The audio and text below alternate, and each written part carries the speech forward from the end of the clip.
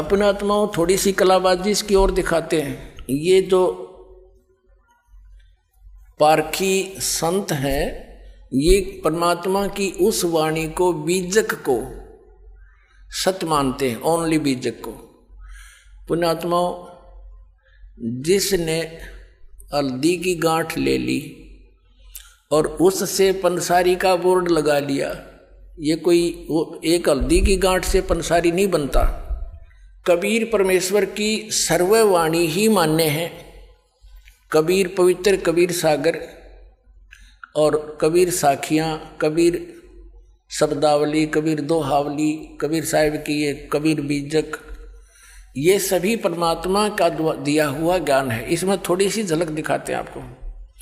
इस कबीर साहिब के बीजक ग्रंथ में सबसे पहली वाणी है, ये देखिएगा, ये है सतगुरु वे नमः और सतगुरु कबीर विरचित। कबीर बीजक तो कबीर साहब द्वारा रचित है, अनुवाद करता गलत है। ये पारक सिद्धांत इनका,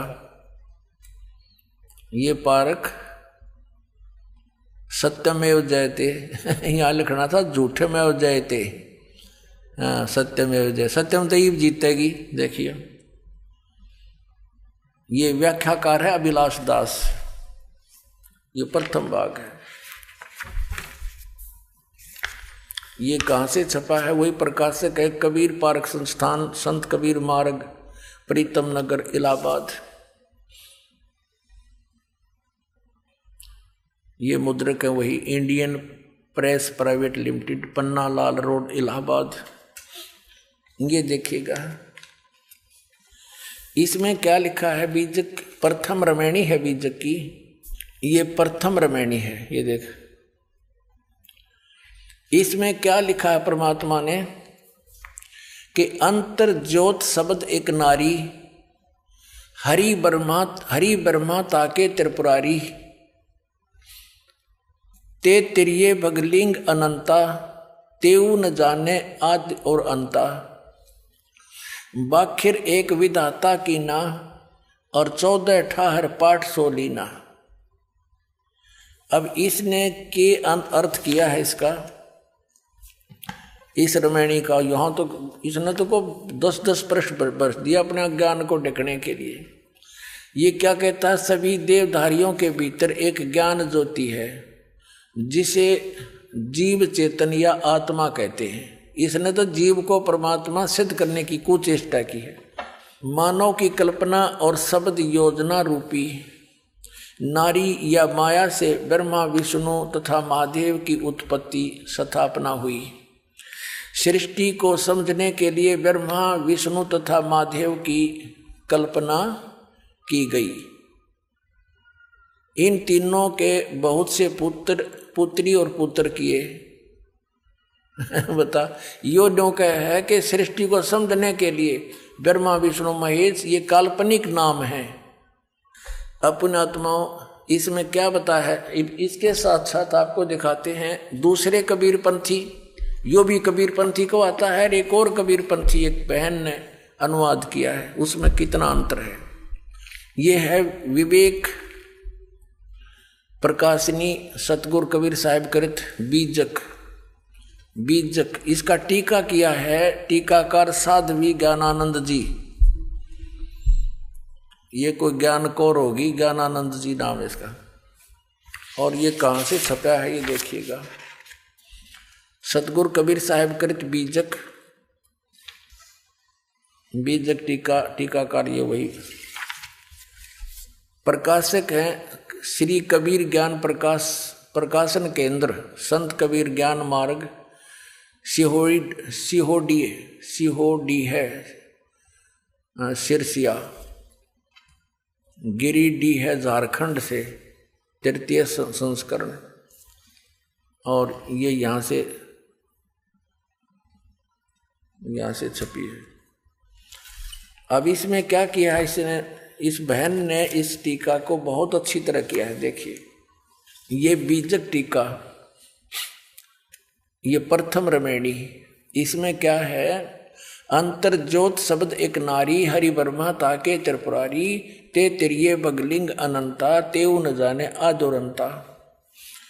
अंतर ज्योति सबके भीतर बसने वाली आत्म ज्योति निअक्षर ब्रह्म, पर यदि यहाँ इन्होंने अनुवाद करे हैं शब्द अर्थ, सबके भीतर आत्म ज्योति के रूप में बसने वाले पार ब्रह्म परमेश्वर से आदि नाद और एक प्रकृति प्रकट हुई। अनादि और प्रकृति के संयोग से सृष्टि के आधारभूत ब्रह्मा, विष्णु ब्रह्मा और शंकर सतगुण रजगुण तमगुण उत्पन्न हुए। तत्पश्चात प्रकृति आदि सहित इन त्रिदेवों तीनों गुणों से अनंत श्री क्षत्रिय पुरुष हुए, परंतु वे लोग भी अंतर ज्योति परमात्मा को आदि के आदि अंत को नहीं जान सके। अब वाखरी वाणी, ये इस वाखरी एक विधाता की ना 14 ठाहर पाठ सोलीना, हरिहर वर्मा महंतो नाऊ, तीन पुन तीन बसावल गाऊं। अब ये अपनात्माओं इस अभिलाष दास ने तो मिथ्या कर दिया कि ब्रह्मा विष्णु महेश ये काल्पनिक हैं। कबीर साहब की वाणी स्पष्ट करती है कि परमात्मा ने अंतर ज्योति यानी ये प्रकृति जो है नारी, परमात्मा इस ज्योत स्वरूपी काल के शरीर में प्रवेश कर गई थी। वो परमात्मा ने इसको बाहर निकाला।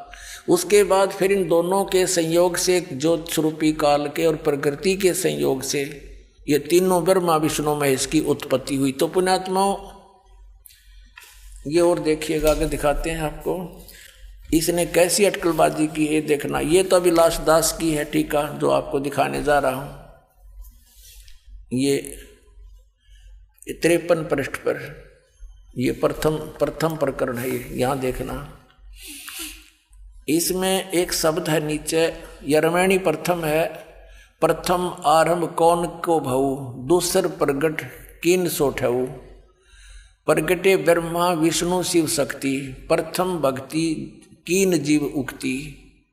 प्रगटे पवन पानी, और ये सारा कुछ लिखा है। फिर क्या बताया है कि जीव शिव सब प्रगटे, वह ठाकुर सब दास, और कबीर और जाने नहीं एक राम नाम की आस। बता, ये कबीर साहब का वाणी बीजक में इस अभिलाष दास जी ने स्वयं प्रमाणित ले रखी है कि ये वाणी सच्ची है जो कबीर साहब ने की वाणी लिखी है। ये कबीर साहब की वाणी है। और इसने इसका अनुवाद कैसे किया हड़ंगा, देखो ये 54 पृष्ठ पर बीजक, इसने यहाँ अनुवाद किया कि जीव से ही शिव यानी ईश्वर देव आदि की कल्पना प्रकट हुई। ये काल्पनिक मानता है, पीछे से कल्पित पदार्थ ही स्वामी बन बैठे और कल्पना करता जीव उनके दास बन गया। कबीर साहब कहते हैं कि मैं और कुछ नहीं जानता, मुझे केवल उस आत्म स्वरूप की ही आशा भरोसा है जिसका राम नाम है। ये जीव को राम सिद्ध करने की कह रहा है, जिसका राम नाम है, और अर्थात मेरा निरंतर विश्राम आत्म स्वरूप में है। ये घुमा फिरा के कहना चाहे है कि जीव ही ब्रह्म है। और जबकि इस वाणी का प्रत्यक्ष अर्थ देखिएगा, ये वाणी जो 53 पृष्ठ पर है, या तो ये वाणी है, आगे उसका अपना अड़ंगा अनुवाद है। जीव शिव सब प्रगटे, वह ठाकुर सब दास। शिव माने परमात्मा, ये केवल शिव ये शंकर के लिए नहीं है।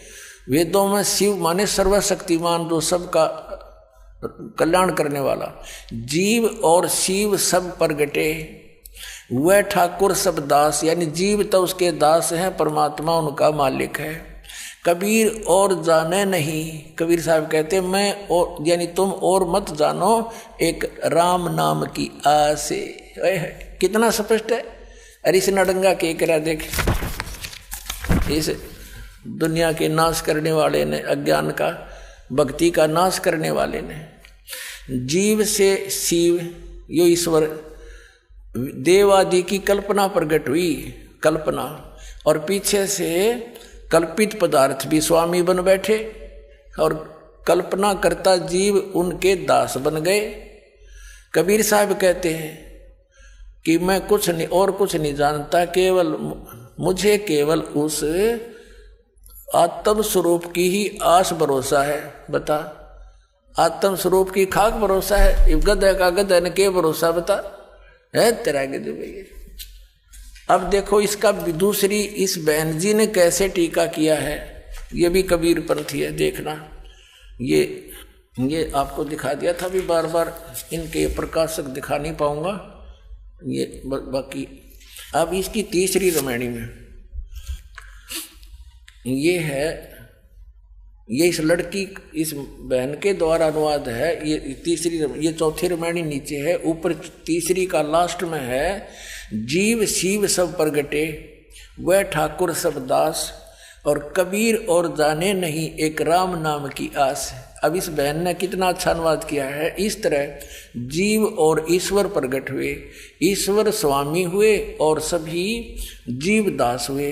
सतगुरु कबीर साहब कहते हैं कि मैं अन्य किसी को आराध्य नहीं मानता, प्रत्युत सर्वाधार सर्वाधिष्ठान सबको प्रकट करने वाले राम के भजन की ही आशा करता हूँ। ये बिल्कुल सही अनुवाद है। अरिश नास्तिक ने इस भक्ति नाशक ने इसने इसका के अनुवाद कर रखा है कि भाई फिर पढ़ो, या अंग्रेजी जल्दी सी समझ में ना आओ आपका। अब ये फिर अभिलाष दास वाली पढ़ो आप, ये इसका प्रकाशक है ये। और इसके देखना, या तीसरी रामायणी या प्रश्न नंबर 53 पर हमने पहले भी पढ़ी थी, एक बार फिर देख लो। या तीसरी रामायणी के लास्ट में है, जीव शिव सब प्रगटे वह ठाकुर सब दास। इसमें बिल्कुल साफ है, बिल्कुल स्पष्ट है कि जीव यानी परमात्मा ना, जीव तो जीव और शिव परमात्मा, जीव शिव सब प्रगटे वह ठाकुर सब दास। वो एक सबका मालिक है, बाकी जीव उसके अधीन है, उसके दास है। फिर देखो, और कबीर साहब कहते हैं कबीर और जाने नहीं एक राम नाम की आस। और इसने के डंगा कराया से इस नास्तिक ने, ये देखो यहां लिखा है चम्मन पे, जीव से शिव ईश्वर, जीव से ईश्वर देवादि की कल्पना प्रकट हुई है। ये उल्टा ठोक रहा है खुट्टे, क्योंकि जीव तो भगवान प्रकट होया।